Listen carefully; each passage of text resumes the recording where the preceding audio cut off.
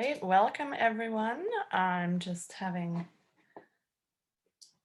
a last little struggle with getting my screen shared, and then we will get going. Okay.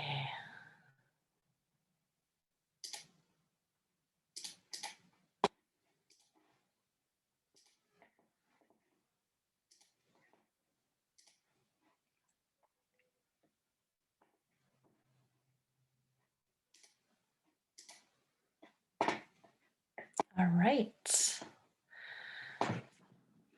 Welcome everybody. Glad to have you all join us here today. Just bear with me as I move around things on my screen so that I can see. Okay, awesome. So welcome everybody. Thank you all for joining us for the Alberta edition of the Climate Reality Project Canada's webinar series, From One Coast to the Others, Canada's Regions Speak Up on Climate. This is a monthly program of presentations given by climate reality leaders who are trained by Al Gore to communicate the science of and solutions to climate change and to lead their communities in a just transition to carbon neutrality. We trust that the stories of determination and resilience you're about to hear will inspire you to lead change in your own community. My name is Melanie, and I am a PhD chemist, climate solutions educator, co-founder of Drawdown Alberta, and passionate lead mentor for the Climate Reality Project Canada in Alberta. I'd like to ground us in this event with an acknowledgement of oppression and an invitation to take our next step as treaty people. Every community owes its existence and vitality to generations from around the world who contributed their hopes, dreams, and energy to making the history that led to this moment. Some were brought here against their will, some were drawn to leave their distant homes in hope of a better life. And some have lived on this land for more generations than can be counted. Truth and acknowledgement are critical to building mutual respect and connection across all barriers of difference, and to addressing the intergenerational trauma that is experienced by those whose lands were stolen, those whose cultures were sought to be erased, those who were brought here under slavery, and those who experienced many other forms of oppression stemming from our country's legacy of white supremacy. We begin this effort to acknowledge what has been buried by honoring the truth.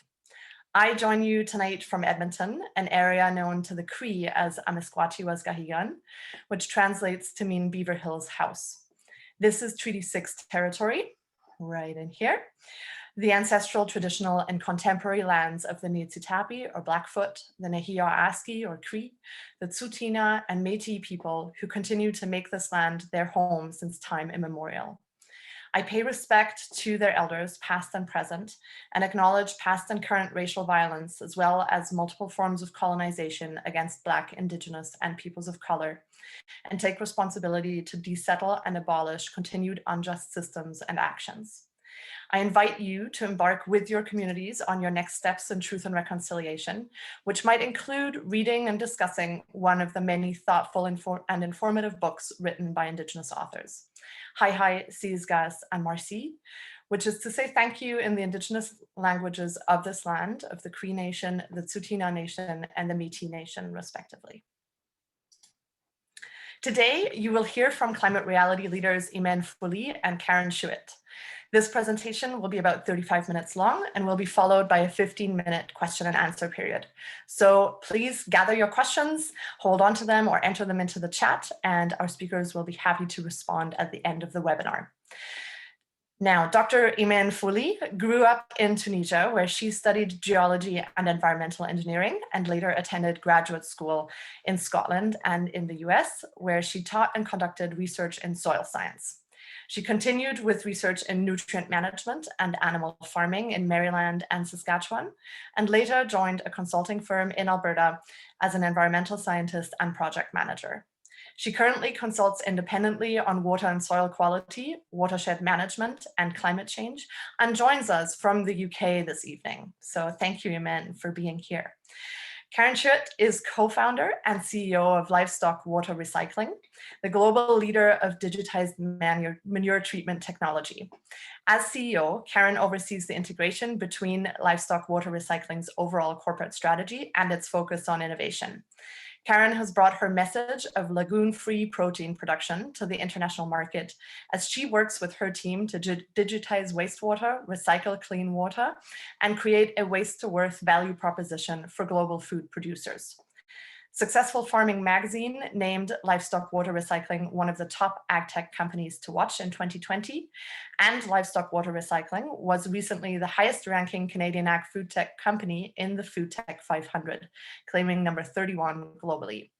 Karen was named one of the 6 most influential women in Canadian agriculture for her vision of lagoon-free protein production, was selected to join Google's first Google for Startups Accelerator for Women Founders, and was named one of Canada's Clean 50 for 2020. I'm honored to have you both present for us today. So with no further ado, get ready to learn about local impacts of climate change in Alberta and to get inspired by stories and solutions from our gorgeous province. Thank you so much, Melanie. I'm just going to share my screen.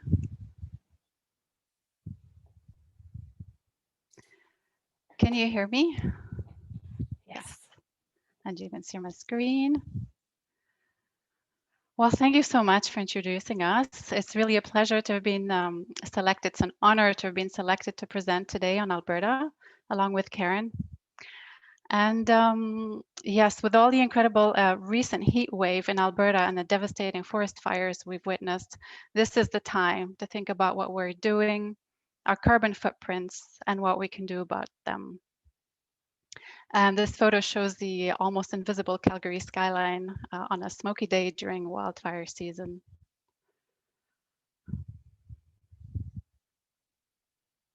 For a bit of a background, here's a figure showing the natural versus the human enhanced greenhouse effect. So yeah, most of us know greenhouse gases are vital for life on Earth. They exist naturally in the atmosphere. They absorb and emit infrared radiation. They cause the warming of the planet's surface. However, too much warming causes accelerated surface, or too many gases cause accelerated surface warming, increasing the atmospheric energy and rates of evaporation. And because of that, we get unprecedented or unpredictable weather patterns such as heat waves, more intense and frequent droughts, wildfires, and more intense precipitation events. And these rising temperatures also affect ocean productivity. Most of the heat that's being trapped in the atmosphere goes into the oceans, and then we get more ocean water evaporating, causing stronger and more destructive hurricanes and typhoons and cyclones. And then this water vapor moves across the continents onto the land and causes bigger precipitation events. And then we get larger storms and we see floods and mudslides. And then desertification and land degradation are happening and are putting food security at risk and terrestrial ecosystems at risk. So on the figure, you see the main greenhouse gases: CO2, carbon dioxide, methane, CH4, and nitrous oxide, N2O. So just for a picture of Canada emissions, so the total emissions amount to about 729 megatons of carbon dioxide equivalent, with about 80% emitted in the form of CO2. Methane emissions also consist mainly of fugitive emissions generated by oil and natural gas systems, coal mining, agriculture, animal waste management systems, landfills, and wastewater. And then nitrous oxide emissions result from agricultural soil management, energy and fuel combustion, industrial processes, and waste management. So here's a picture showing different industries, the sources of greenhouse gases, but really the main source is the burning of fossil fuels. And I thought I'd show this figure that really clarifies that global warming causes more precipitation and flooding, but at the same time, it causes more drought. So the extra heat that's trapped in the atmosphere actually leads to both. And as the climate changes, precipitation patterns also change, leaving some places with less rainfall than before. And as we know in Alberta, we can have both flooding and we can have droughts as well. And here's what happened recently in 2013 in Calgary, devastating the city and the province as the downtown and surrounding areas were submerged by floodwater. And in this water, you can see the Bow River overflowing into downtown and Sunnyside and Kensington neighborhoods and beyond. And then also last June, we had a devastating hailstorm where many homes were destroyed in Calgary, specifically Northeast Calgary. And higher temperatures also have a direct effect on the incidence and the severity of wildfires. And the fire season is now a lot longer than it used to be in the 70s. And in May 2016, a fire destroyed large parts of Fort McMurray and forced the evacuation of over 100,000 people. And then more recently in March, a grass fire in southwest Alberta, which is the bottom picture, forced the evacuation of the village of Carmangay. So what's happening in Alberta and what are we doing about it? For just an overview of current emissions, this figure is showing emissions in megatons of CO2 equivalent on the y-axis, and for the Canadian provinces and territories shown on the x-axis in 2005, 2010, and 2018. And Alberta, as you can see, has been the highest emitter in Canada historically. And since 2005, emissions have increased in Alberta by 41 megatons, mostly as the result of the expansion of oil and gas operations. So currently in Alberta, the economy is strongly dependent on fossil fuels with the oil and gas industry. It's also a strong and proud agricultural producer with its historic cattle ranching industry. If we look at the current emissions in Alberta, and these figures are from the Government of Alberta website, the pie chart shows the portions of and the main sources of emissions. And A, B, C, and D are the largest portions, and they're oil sands activities for A, and B is electricity and heat generation, C is oil and gas and mining activities, and then D is transportation. E is agriculture and contributes about 7% of the provincial greenhouse gas emissions. So what is happening in Alberta to change this? How can we turn this around so that Alberta becomes the lowest emitter of greenhouse gases in Canada and maintains a strong economy? So then I asked myself, what can I do about it? Who else is working on this? And what can we do as citizens in Alberta? So I'll tell you a little bit about my Albertan climate advocacy story. It started in 2017. I trained to become a climate reality leader in 2017. It was a really fantastic gathering of about 1,000 people, very passionate people of all walks of life. And here's a photo showing the Canadian contingent. I became really a lot more motivated to act on climate after this and felt supported after discovering what other groups were doing. So after this, I returned to Alberta and I didn't really know where to start. So I connected with other climate reality leaders in Calgary. I joined local climate groups like the Calgary Climate Action Network, and also climate aware groups like the Alberta Wilderness Association, the Bow River Basin Council, and lots of watershed groups. And I met local leaders who were incredibly passionate about municipal climate action. So we joined forces with the assistance of Climate Reality, Project Canada, and lots of other groups in Calgary, and we started planning our next steps. So in 2018, a group started to meet regularly and became solid with a core of attendees meeting every 2 weeks. And we unofficially named ourselves the Calgary Climate Hub, and we started considering the organization. its mission, its governance system, funding opportunities, its membership, etc. And one of our leaders created a survey to connect with other organizations in Calgary, to reach out, to seek interest, to seek membership, and also to invite people to a social that we had that year in March. Meanwhile, a couple of leaders scheduled meetings with a different city councillor every week or so, and that was very exciting. And then also Climate Outreach, which is a climate organization based in the UK. They came to Alberta and they conducted a workshop called the Alberta Narratives Project, and that was quite instrumental in learning how to communicate with Albertans, and it's still really useful how to communicate about climate change.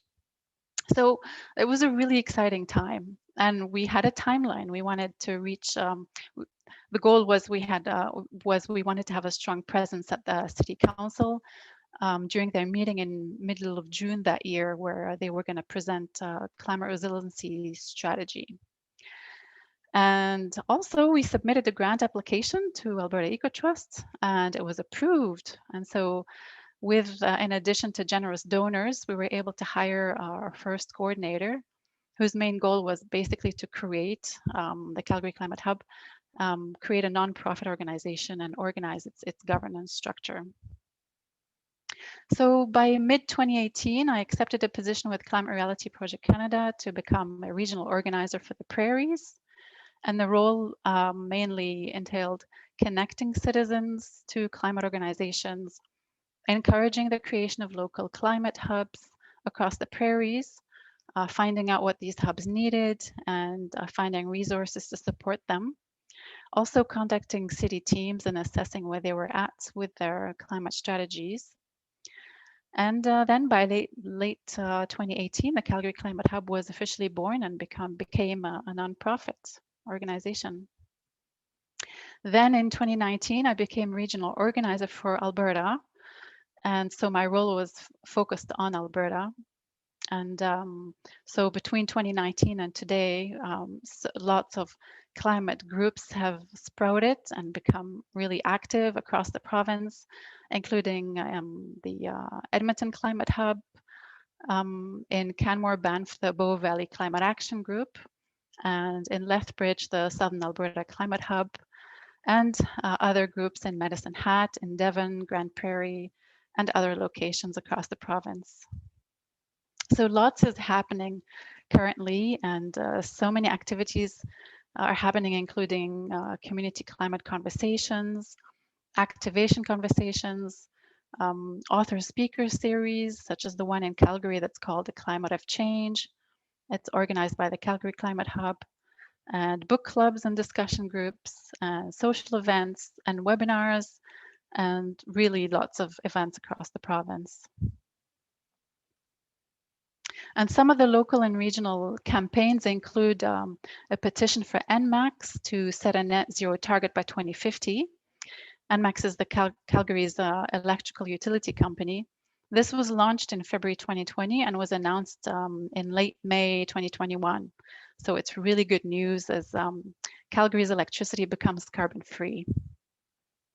And then supporting the Green Line is another campaign in Calgary, which has just been approved a day ago, I think, by all three levels of government, and the construction will begin this fall. So this is really exciting, and it's really thanks to efforts of so many volunteers, including volunteers from the Calgary Alliance for the Common Good. Another campaign is protecting the eastern slopes of the Rockies and our watersheds from coal mining. And that's thanks to CPAWS, which is the Canadian Parks and Wilderness Society, the Southern Alberta branch, and then also the Eco Elders for climate action. And another campaign is putting climate on the agenda for the upcoming municipal elections this year across the province. And also the Lawn Signs campaign, as I show you a picture of that, Fast and Fair Climate Action, talk to me about your climate plan. And then also Coffee with a Candidate. These sessions are organized by Calgary Alliance for the Common Good. and lots more, really. So much is happening. So if you could check up all these Climate Hub websites for more on current campaigns and opportunities to get involved wherever you are. And another really exciting initiative that I've been really lucky to be a part of is the launch of Drawdown Alberta, an incredible organization with the support of Alberta Environmental Network and other Albertan organizations, volunteers, and also First Nations group. We're looking for Alberta-specific solutions to reducing greenhouse gas emissions. So please join Drawdown Alberta if you'd like to help Alberta become a leader in the economic recovery, a just and strong and very low carbon economy. Check out the website drawdownalberta.ca. So please join those who are speaking out and making choices to fight the climate crisis. Use your voice and your vote and your choices in the marketplace and in your life. Speak truth to power like your world depends on it. Because it really does depend on it. We need everyone's help. So that's it for me. Thank you so much for listening, and I will now hand it over to Karen.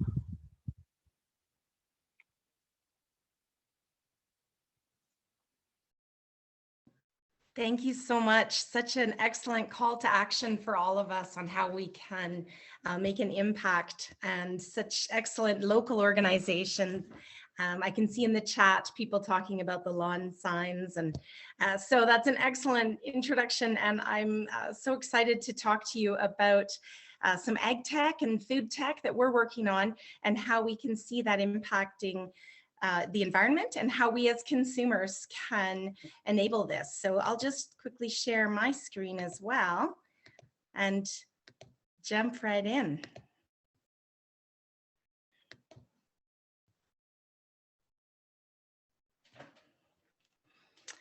So I think that we've all seen that our food systems are struggling, and the results of this struggle has never been more evident than over the past year. The big question isn't, can we continue to do what we're doing? Because we know that we can't.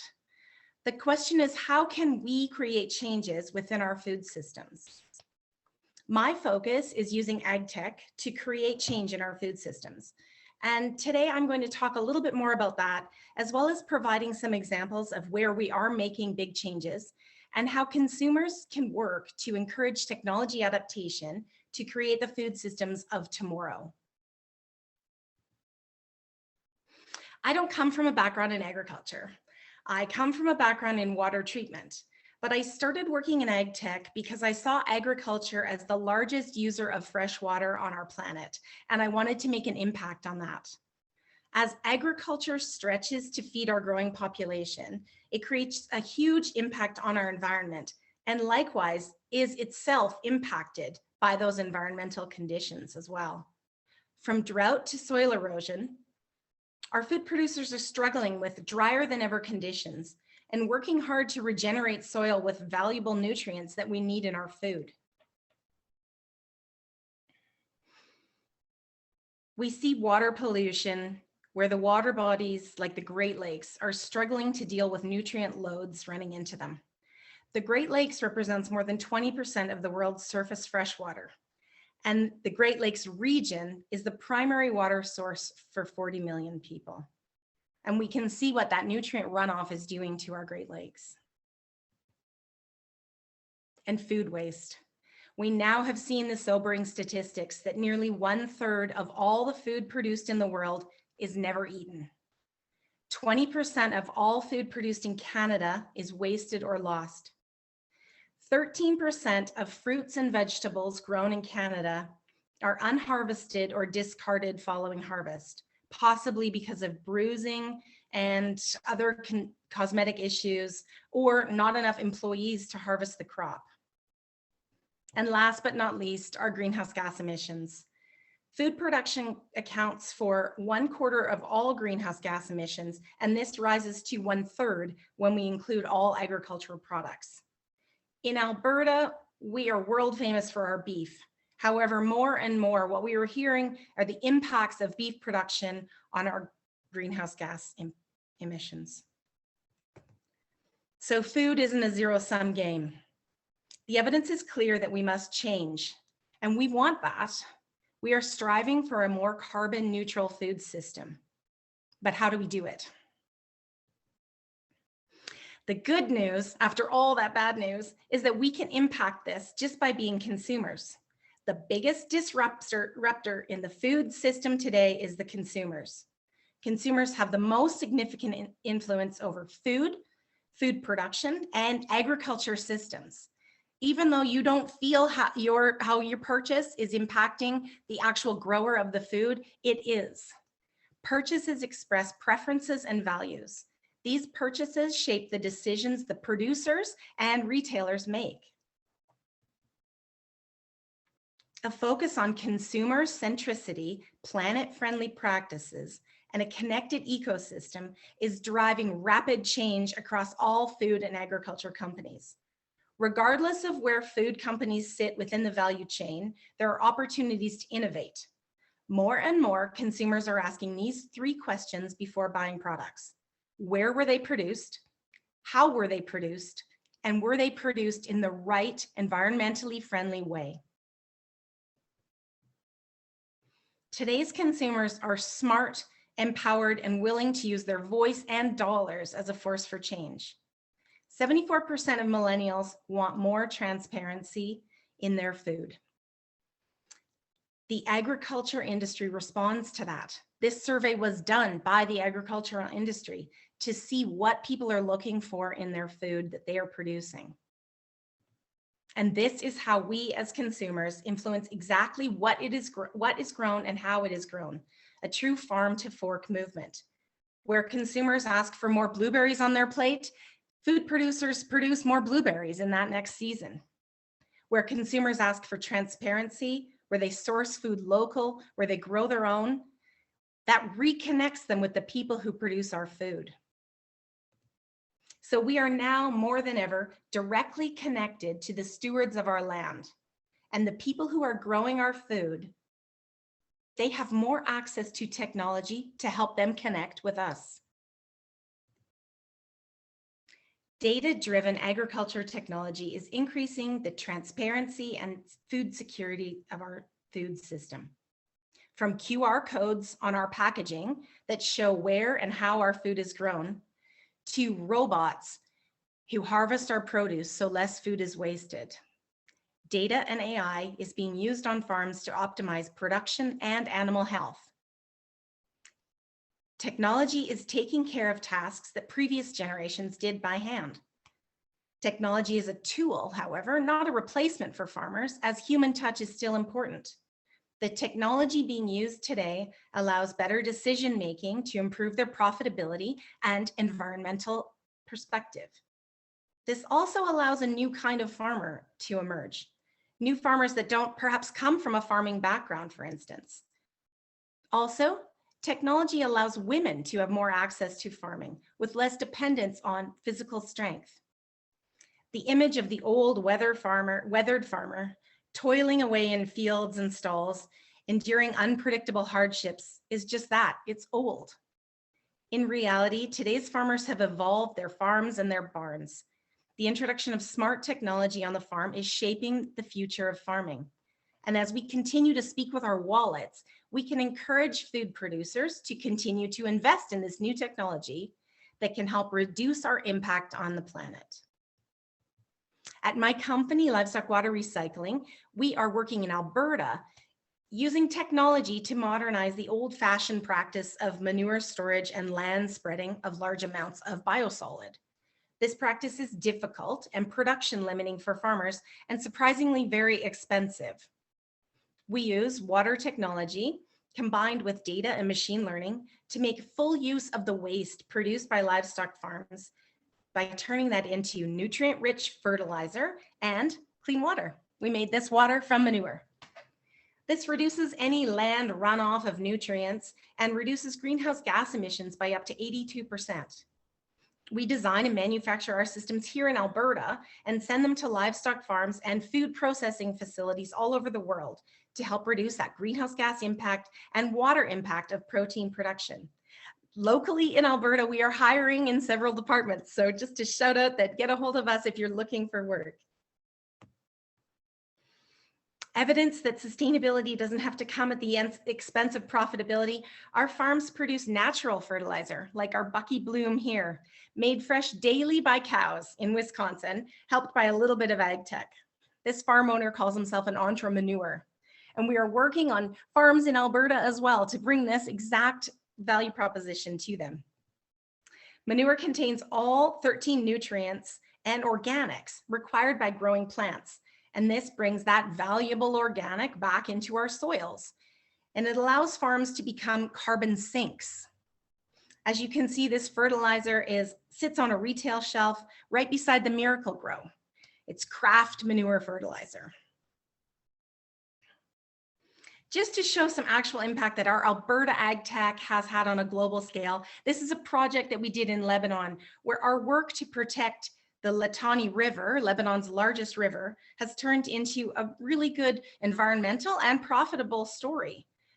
They're growing feed crops where before it was impossible, using waste turned to clean water and fertilizer from a dairy farm.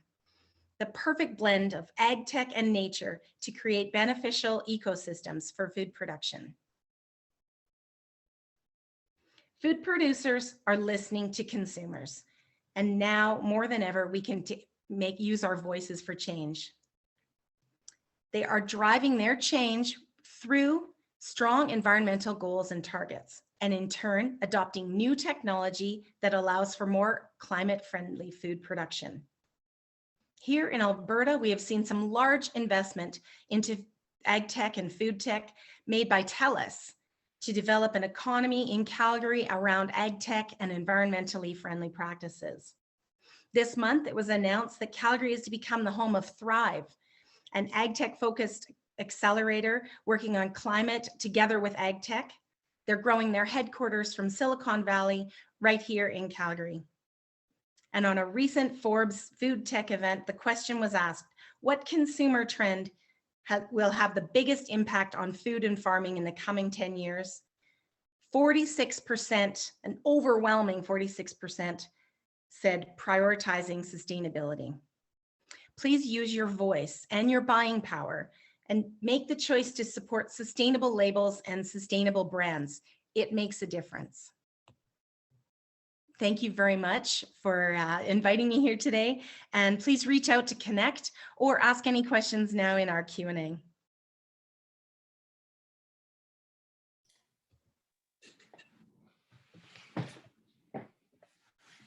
Beautiful. Thank you so much, Ymène and Karen. Wonderful to get to know you both a little bit better and get to hear about your work. So fascinating. So we're into our question and answer period. We have lots of time for some lively discussion and to address any questions and concerns that you, our audience, might like to hear more about from our panelists this evening.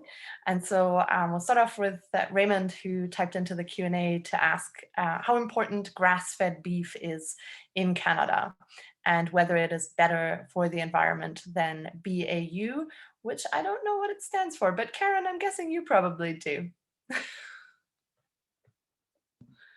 Actually, knowing Ymène's background, she's probably best to answer this question, but we do want to see that sustainable ecosystem on all farms. So while we work with some confined producers and some grass-fed and organically produced farms, we're working to move every farm to the ability to have that grass-fed organic production of food. So while we take away that waste problem that they have and that huge access to clean water problem that they have, we can allow them to have more freedom in where they move their herd. And maybe Ymène, with your background, you probably have more to add here. I agree with what you said. I think it allows them grass-fed. I mean, I think it depends on the system, because I think sometimes you need both the grass, the pasture, and then the confined feeding at the end. But I agree with the fact that grass-fed allows for the natural fertilization as well, and the variety of grasses that the cattle have access to, and they get to pick and choose. And but it would be good to see actually the full system, and not just it's difficult to answer exactly without knowing the full system that's being used. Yeah, that's such a good point, that we have to look at the food system. You know, I addressed kind of a broad look at our food systems, because along the value chain, you know, we never want to focus on just one specific issue, and we fix that up, and then everything surrounding it, you know, can become a disaster where we look at, you know, grass-fed, but then we might be putting down tons of synthetic fertilizers, or we might be moving large lengths of space for that beef, and the logistic footprint and the trucking footprint can be massive. So, you know, the ecosystem as a whole needs to be addressed in such a circular way. Exactly. Yep. Yeah, thank you. In my education work, the importance of systems thinking has really been emphasized over the last years, right? So getting that big picture understanding, which is really challenging. So thank you for your considerations there. Paris was asking how this agtech trend can help with local farmers, if at all. Definitely. That's such a good question, because ag tech, the real strength of ag tech is that it allows more people to get into the food system. So we can have, you know, usually ag tech, what we're talking about, AI and machine learning, it's inexpensive access. Lots of farms can access the database that we work on, and so we can work with small farms up to massive farms. We have specific systems that allow us to work on very small farms, so that they have access to the whole food system, and we're not getting rid of and losing all of our small farms, our smallholder farms. And we want to be able to bring that into that ecosystem. The food system needs contribution from local farms, farms to fork markets, local access to good healthy food, as well as, you know, there are some large farms that we work with as well that are supporting a large population in the US. So we don't want to develop ag tech that only works for one segment of the ecosystem. We want tech that can bring everyone to the table. And like I mentioned, you know, one thing about ag tech is bringing women into the food system. This works on small farms, works locally, and then this is helpful in developing countries as well, where women need to have access to ag tech so that they can develop farms, small farms, and have access to that farm economy in those areas. And if they don't have the technology and they're having to do everything by hand, they're just not able to access that economy. So it's really important for us to be able to encourage everyone to get into the agriculture system. Isn't most food production coming from small farms out there, you know, globally? So if we focus on them for the ag tech, that would make a real difference. Yeah, you know, I'll add there, that's a good point, is that you know, in Canada we have smaller farms, and we have special equipment, especially for the small Canadian farms. But in the US, they have, you know, I'll give an example of the dairy farms. There's, I think, 42,000 dairy farms in the US, and only 3,000 of them are considered large farms. The rest, that other 39,000, are small farms. So ag tech needs to embrace all of those small farms and help encourage them to be able to be productive and profitable, as well as, of course, environmental. Awesome. And then I guess as a bit of a deeper dive, Karen, we get a question to go into a little more detail about how it is that we get water from manure.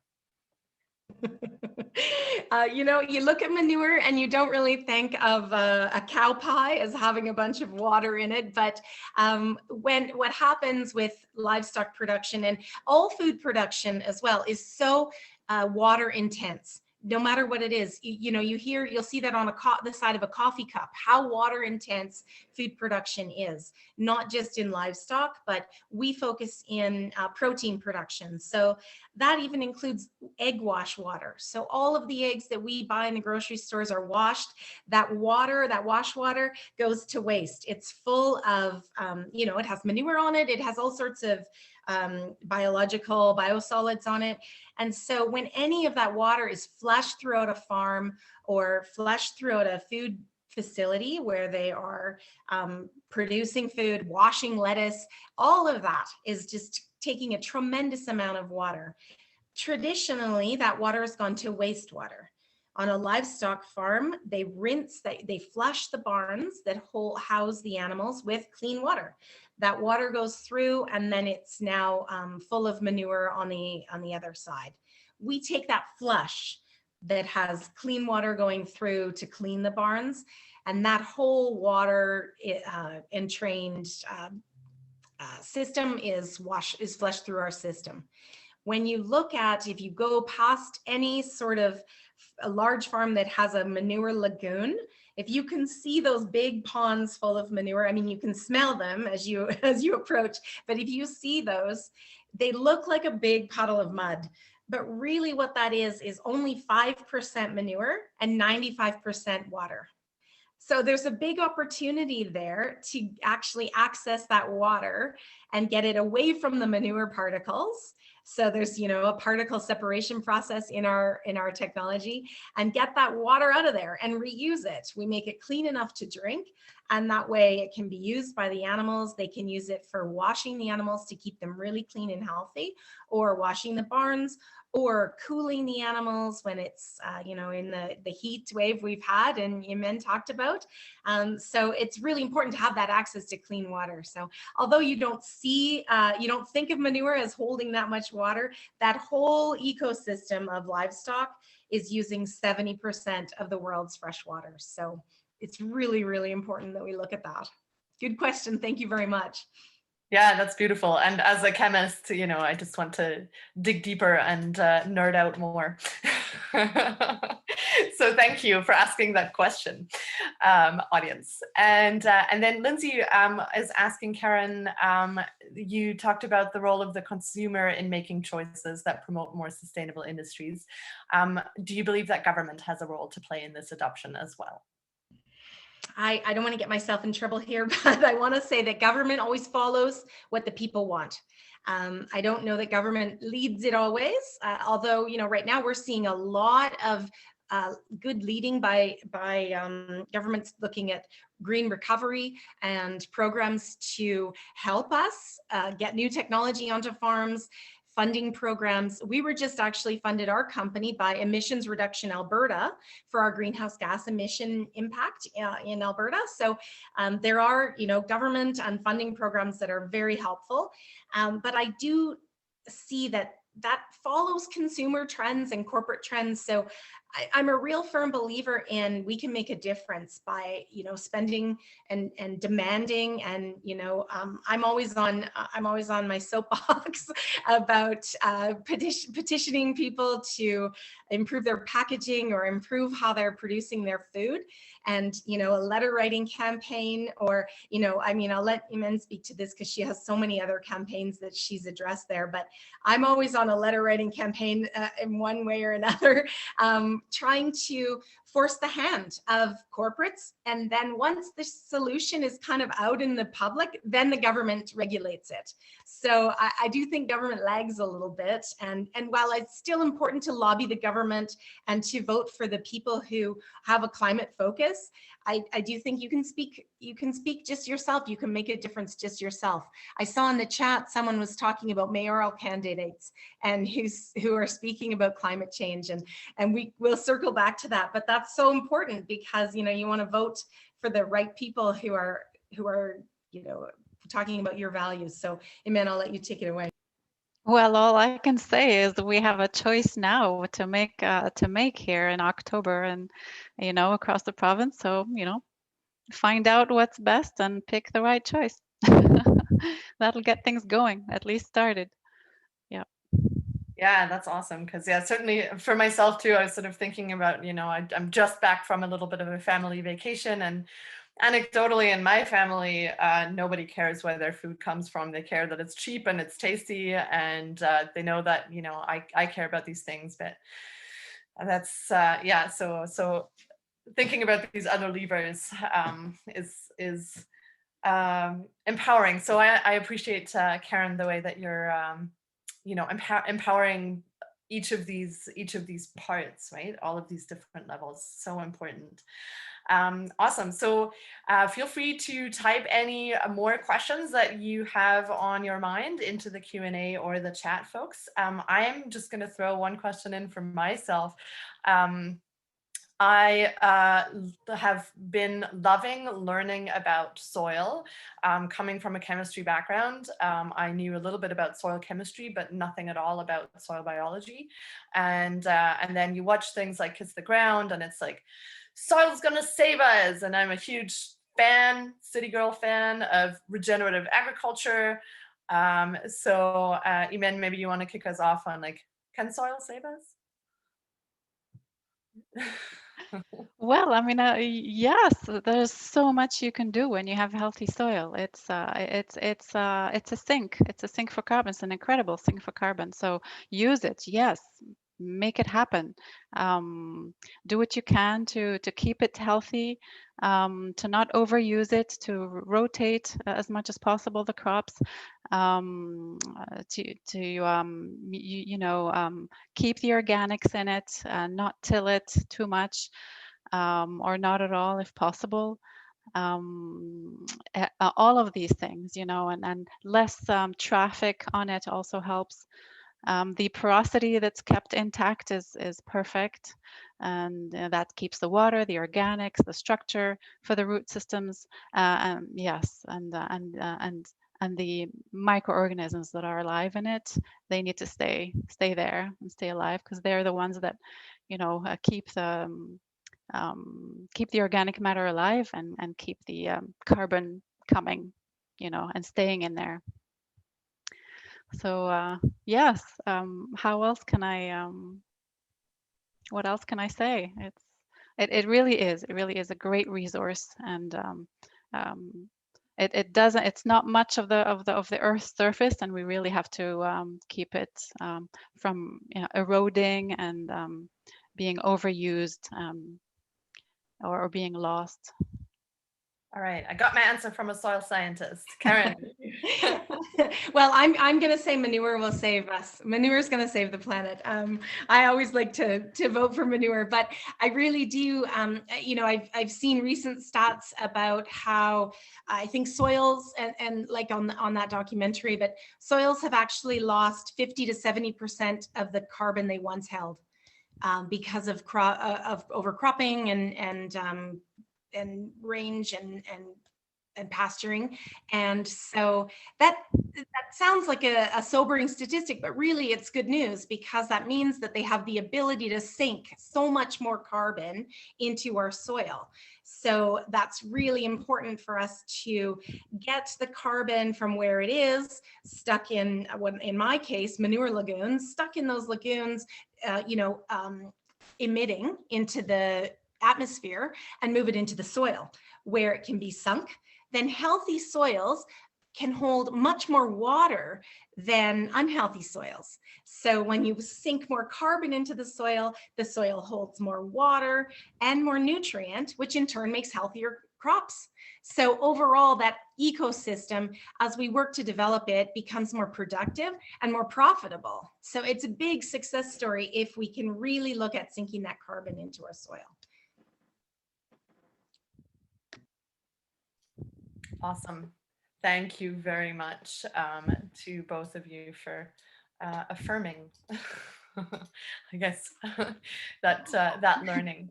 Our soil will save us, yes. It's not there, right? And so, yeah, like that's been fun with learning about drawdown, right? Where it's sort of the focus is around, okay, we need to reduce our emissions and do absolutely everything we can there, and then improve our sinks. And of course, we are facing an a climate crisis along with an ecological crisis, looking at the planetary boundaries. And so ultimately we have to, again, keep that systems perspective, right? Karen, one more question for you here. Could you share some of your experiences and challenges related to coming up with these tech designs for agriculture? Oh, geez, where I would go on all night with my challenges. We've had so many things that we've tried and haven't worked out very well. Like I said, I didn't come from an agricultural background, so coming from water treatment and then trying to take that into agriculture, there were many mistakes that I made around what I thought people would value and the value of clean water. While I think clean water it's my most important goal to clean water and bring that to people, it doesn't pay very well in most places, and especially in Canada. Clean water is so taken for granted that it's difficult to get that to pay the bills. So as we brought this tech to agriculture, we had to really work on our value proposition, really work on the best possible tech for the lowest possible cost so that we could access all the farms that we wanted to. We had, hit and miss for a while, but really our farm partners came together with us to teach us everything we needed to know about agriculture and about farming that we didn't know going into it. So yeah, definitely the farms taught us where we were making mistakes and where we were making the wrong assumptions. Like you say, Melanie, as being a chemist, I'm a biologist, and we came from a scientist background, and farmers are in their own way soil scientists and our very first environmentalists, really.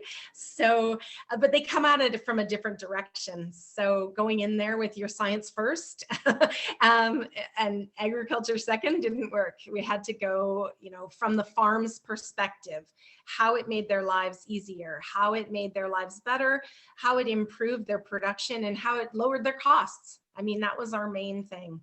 We came with a big water treatment technology that you would put on an industrial factory, and they wanted something that a farm worker could operate. Of course, they're not going to hire water treatment operators in these rural places where they can't afford that type of person to join them.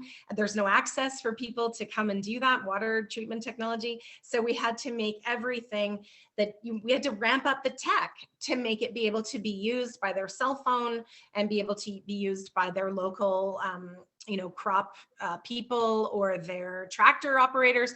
They've got lots of farm hands, and those people operate our equipment now. So yeah, long answer, but basically we didn't know what we didn't know when we got into it.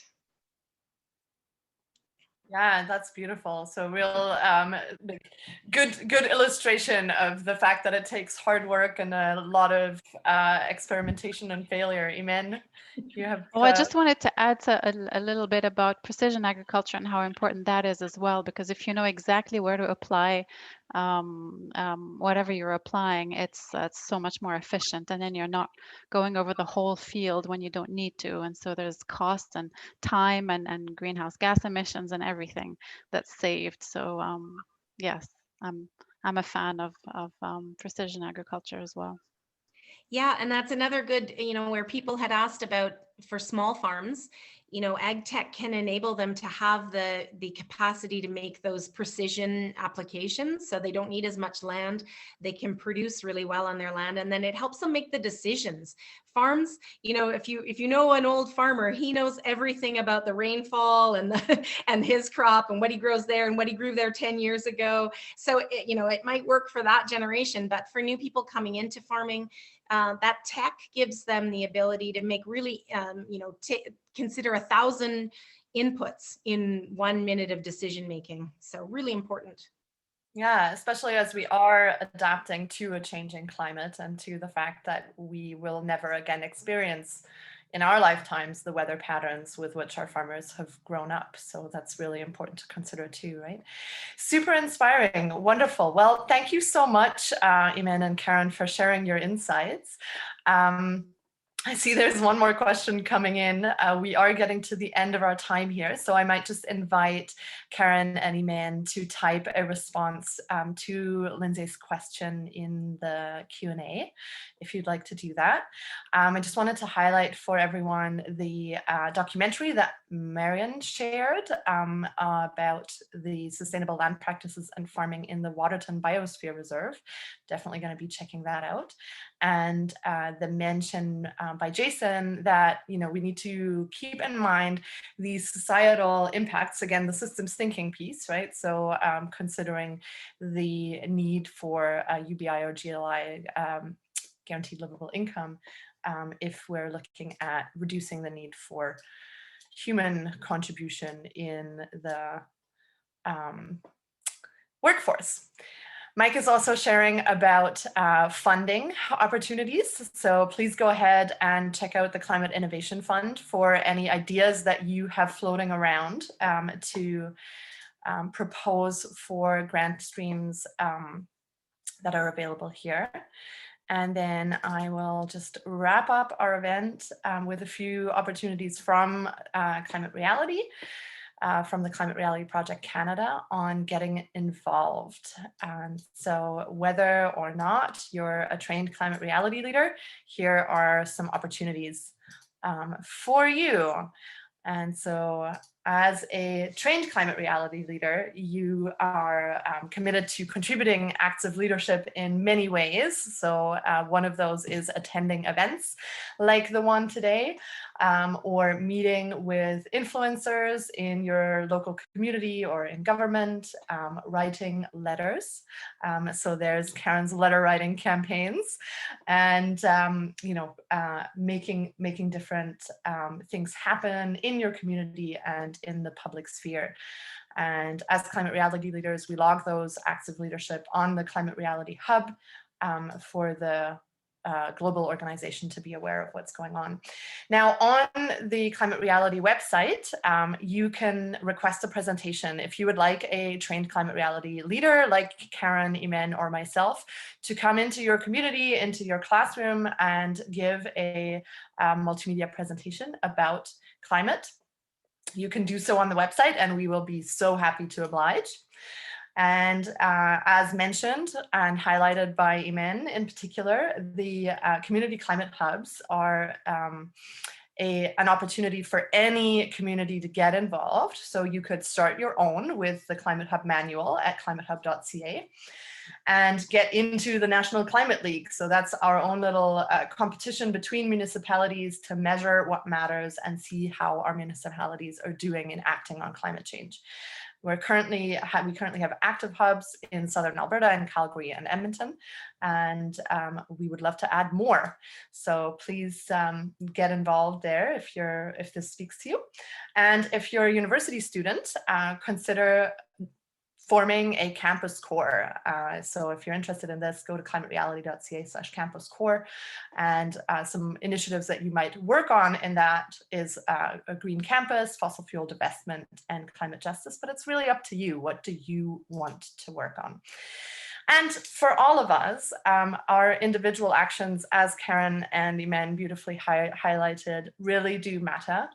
And so here are some top 10 from the Climate Reality Project Canada, which is to change your way of transportation, to fly less or commit to not flying at all until maybe we've got flight options that are not emitting greenhouse gases, to plant greens, to consume responsibly, to spread your knowledge and raise awareness, to advocate for climate solutions, to reduce your residual waste, save energy, save water, and of course, vote, vote, vote for climate sincere politicians. And so with that, I'd like to thank you all for being here today and invite you to the next installment of this webinar series, which will be happening on August 5th at 6:30 p.m., where we will be having a presentation from Climate Reality leader Jennifer Nathan to learn about what's going on in British Columbia. So thank you so much for your time today, and I look forward to lots more activity here in Alberta. Much appreciate your time and wish you a beautiful weekend. Thank you. Thank you, everyone.